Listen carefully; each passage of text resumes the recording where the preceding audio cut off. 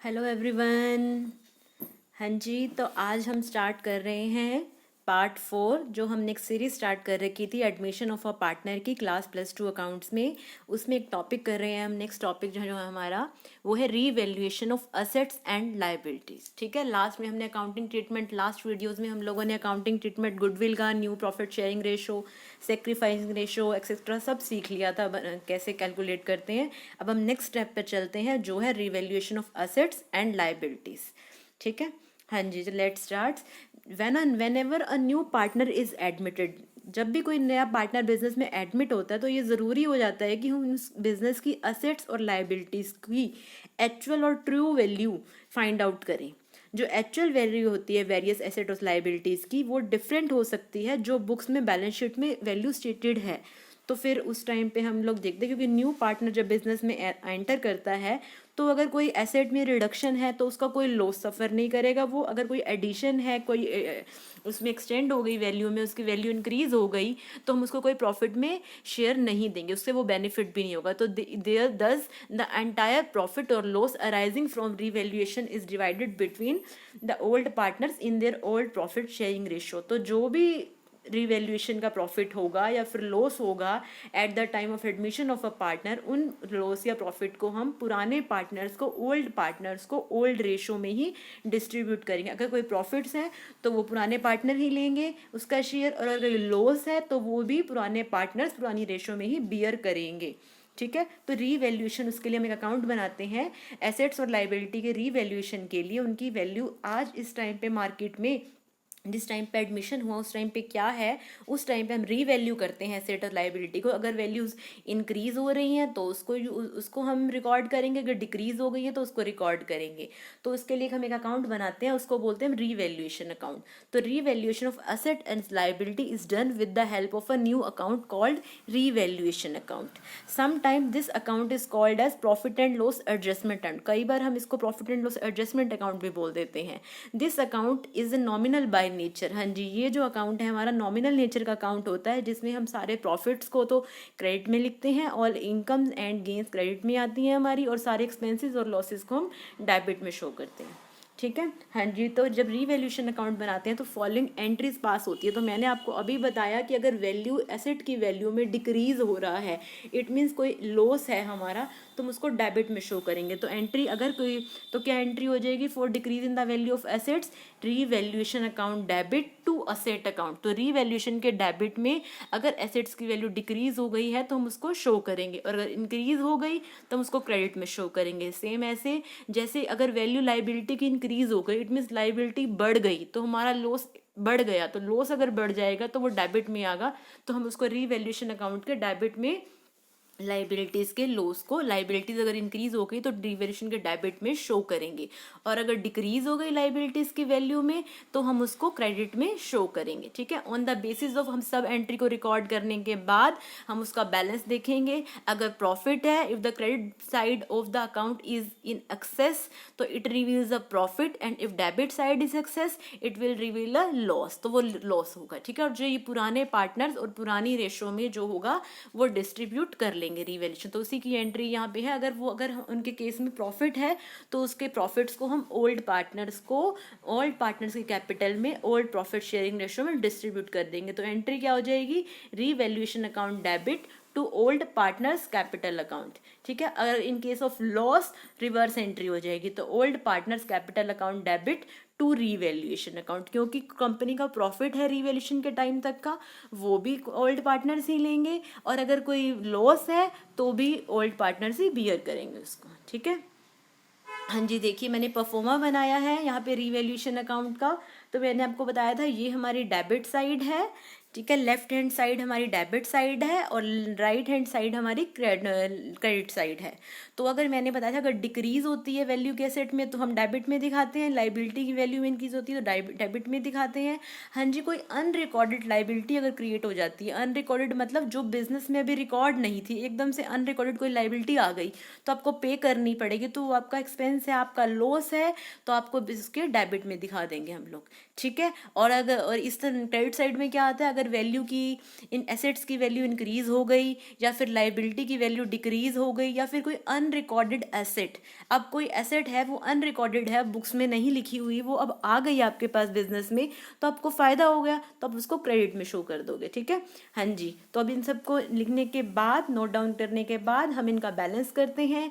अगर credit side का total equal, credit side का टोटल डेबिट साइड से ज़्यादा है तो आप प्रॉफिट निकाल दीजिए, और अगर इस तरफ आएगा तो ये लॉस आ जाएगा। तो ये प्रॉफिट या फिर लॉस जो रीवैल्यूएशन का होता है हम किस में ट्रांसफर कर देते हैं, ओल्ड पार्टनर्स कैपिटल या फिर उनके करंट अकाउंट, जो भी गिवन हो कि कैपिटल किस नेचर की है, फिक्स नेचर की है या कैपिटल फ्लक्चुएटिंग नेचर की है, उसके बेसिस पे ओल्ड रेशो में डिस्ट्रीब्यूट कर देंगे।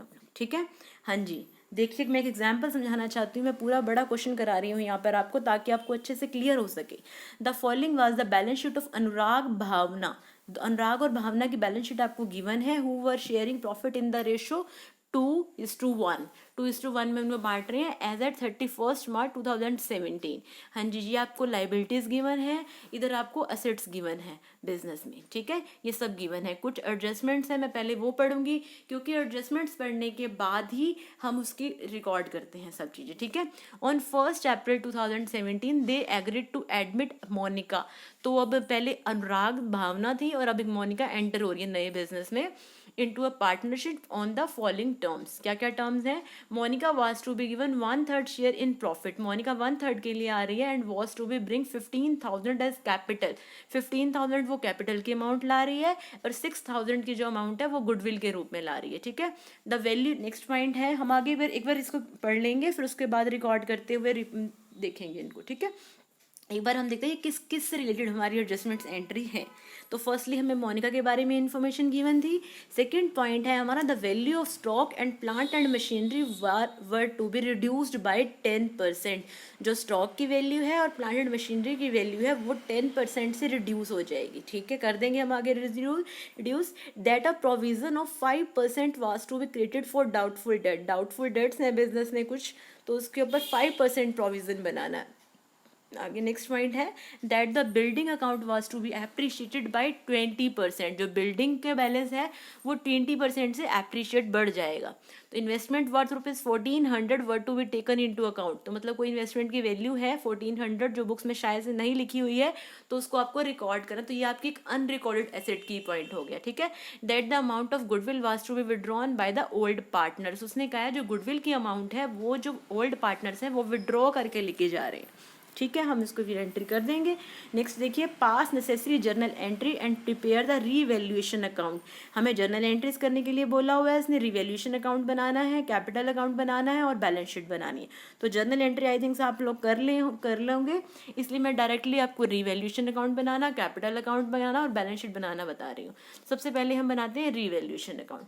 तो रीवैल्यूएशन अकाउंट में मैंने आपको बताया क्या आता है, कोई भी एसेट्स की वैल्यू अगर रीवैल्यू हो रही है, कुछ इंक्रीज हो रहा है कुछ डिक्रीज हो रहा है, तो उसको हम रिकॉर्ड करते हैं। ठीक है, तो सबसे पहले उसने यहाँ पे बोला था कि जो वैल्यू ऑफ स्टॉक की वैल्यू और प्लांट एंड मशीनरी की वैल्यू है रिड्यूस हो रही है बाय 10%।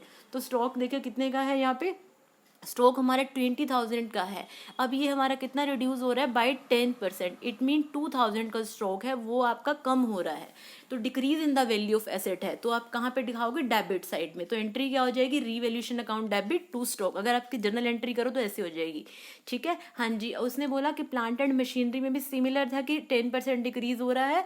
तो कितना है यहाँ पे प्लांट एंड मशीनरी, 35,000 का 10% जब हम करते हैं तो 3500 होता है, तो वो भी डिक्रीज हो रही है, तो इसलिए हम रिवैल्यूएशन अकाउंट के डेबिट में शो कर देंगे। ठीक है, अब देखिए प्रोविजन क्या कहता है, वो 5% बनाना है, 5% हमें क्रिएट करना है डाउटफुल डेट्स के लिए। तो प्रोविजन कैसे हम देखेंगे, किस पे बनता है, डेटर्स के ऊपर प्रोविजन बनाते हैं डाउटफुल डेट्स के लिए। तो डेटर्स हमारे कितने हैं, 9700 का 5% जब हम करेंगे तो वो आपका 485 आएगा। तो उसको रिवैल्यूएशन के डेबिट साइड में हम शो कर देंगे, to provision for doubtful debts 485। ठीक है, हाँ जी। नेक्स्ट पॉइंट देखिए, that the building account was to be appreciated, जो बिल्डिंग है वो इंक्रीज हो रही है, it mean increase in the value of assets. तो जब वैल्यू इंक्रीज होती है तो आपके रिवैल्यूएशन अकाउंट के क्रेडिट साइड में आती है। कितनी इंक्रीज हो रही है? बाय 20%। हाँ जी, देखिए बिल्डिंग है कितने की? 50,000 की है, तो 50,000 का 20% कितना हो जाएगा? 10,000। 50,000 का 20% 10,000, तो क्या एंट्री हो जाएगी? Building account debit to revaluation. तो रिवैल्यूएशन के क्रेडिट साइड में हम इसको लिख देंगे बाय बिल्डिंग अकाउंट कितना?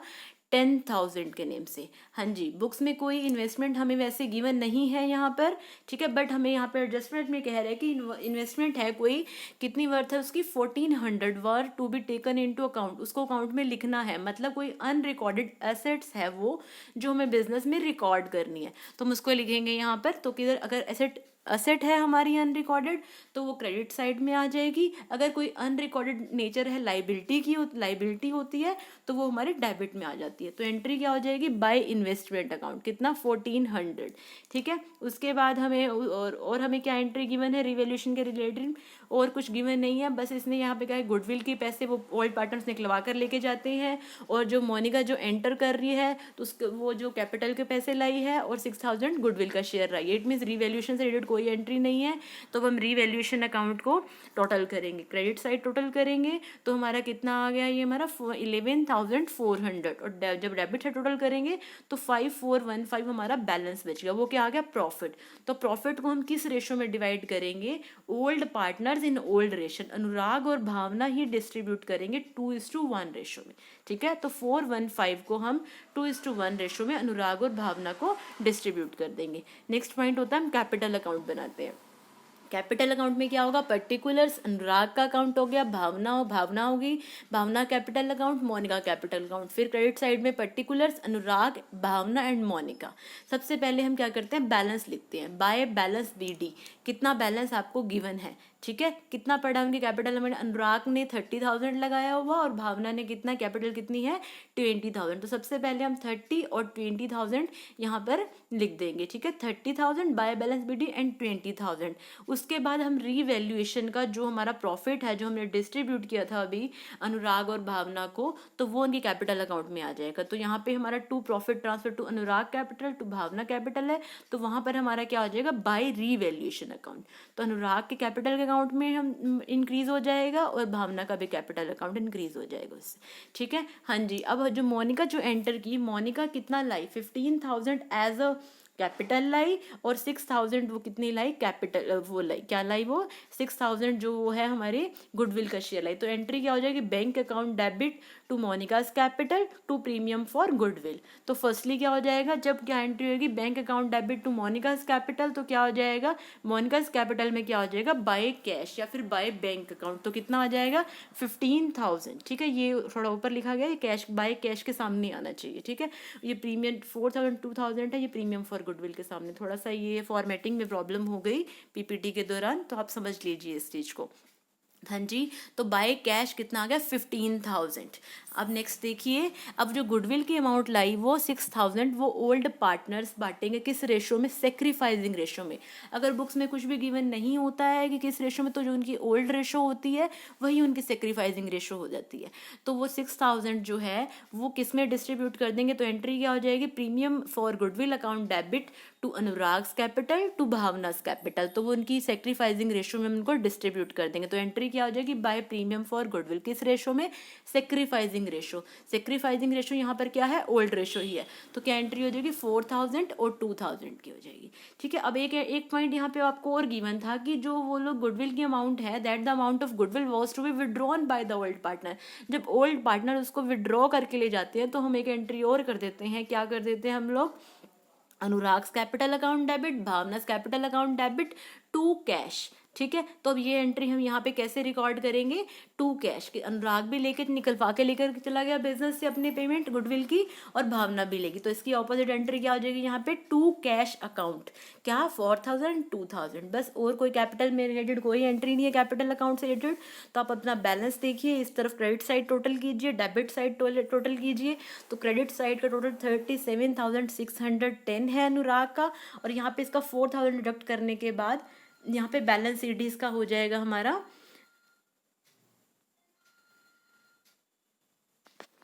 33,610 हमारा अनुराग का बैलेंस सीडी हो जाएगा। सिमिलरली भावना और मोनिका का हम कैलकुलेट करेंगे तो एट लास्ट अनुराग की कैपिटल कितनी है 33,610, भावना कितनी है 21,805 एंड मोनिका कितनी है 15,000। अब हम लास्ट में बनाते हैं बैलेंस शीट। ठीक है, बैलेंस शीट में कौन कौन सी आइटम होती है, जो एसेट्स हमारी रीवैल्यू हो गई उनको नोट करेंगे, उसको नोट डाउन करेंगे हम लोग।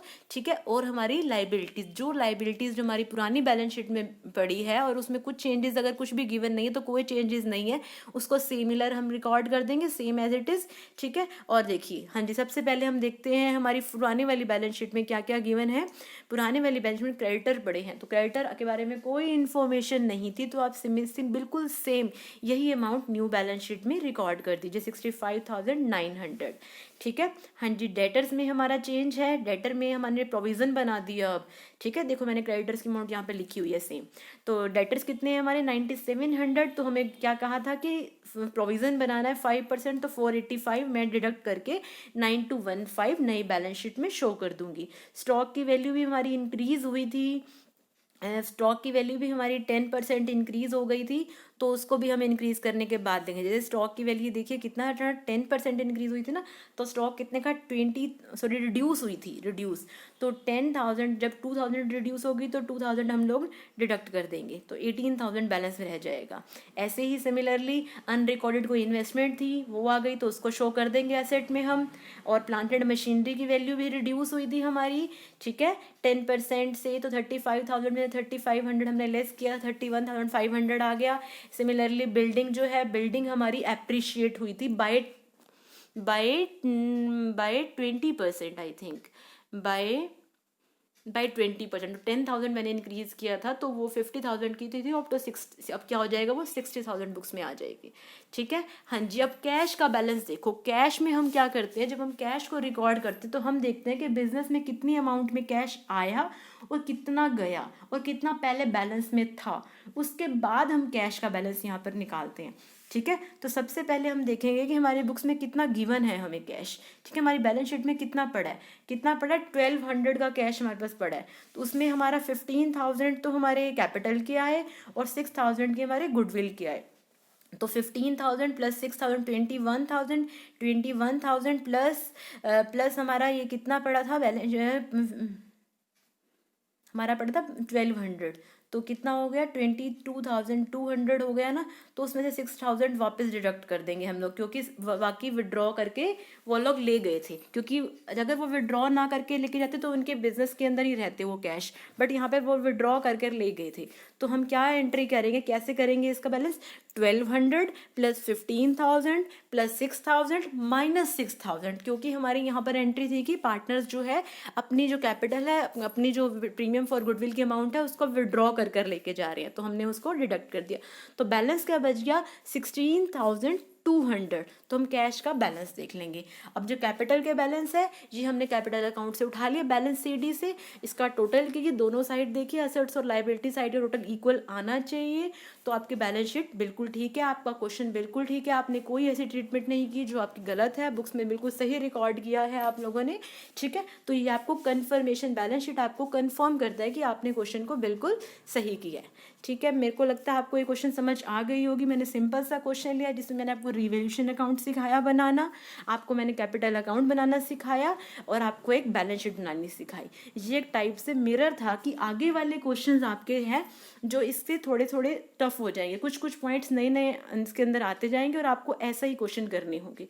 ठीक है, तो मैंने समझाने की कोशिश की, आई थिंक आप लोगों को समझ आ गई होगी। अगर आपको किसी भी प्रकार की कोई प्रॉब्लम आती है मेरी वीडियोज़ में तो आप मुझसे कमेंट सेक्शन में पूछ सकते हैं। ठीक है, थैंक यू।